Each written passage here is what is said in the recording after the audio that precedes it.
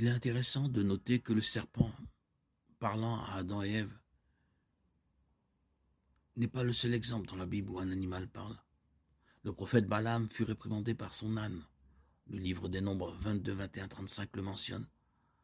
Nous devons nous rappeler que si les animaux ne sont pas capables de parler, il existe des êtres puissants, Dieu, les anges, Satan, les démons, qui sont capables de l'impossible, y compris de permettre aux animaux de parler. La plupart des érudits soutiennent que c'est Satan dans le jardin d'Éden qui parlait à travers le serpent, et non le serpent lui-même qui parlait de lui-même. Ainsi, le récit de Genèse 3 ne suggère pas que les serpents étaient dotés d'un intellect qui leur aurait permis de parler de manière cohérente. Enfin, il n'était pas déraisonnable pour Ève de répondre au serpent. Après tout, le serpent parlait manifestement dans une langue qu'elle comprenait et posait une question intelligible.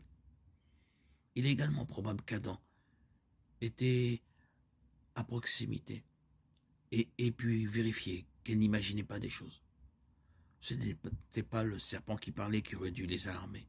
En fait, il les faisait douter des instructions de Dieu, contredisait Dieu et remettait en question les motivations de Dieu. Genèse 3.5, Genèse 3.1, Genèse 3.4.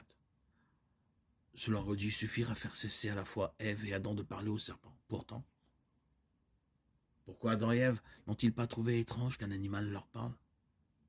Il est peu probable qu'Adam et Ève aient eu la même perspective que nous sur les animaux. À notre époque, nous savons par expérience que les animaux sont incapables de parler au même niveau que les humains.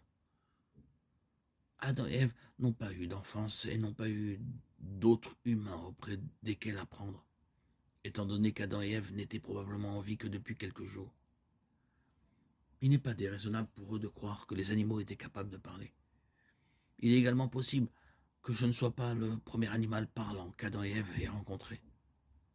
Peut-être que Satan, ou même Dieu lui-même, avait déjà utilisé des animaux pour communiquer avec Adam et Ève.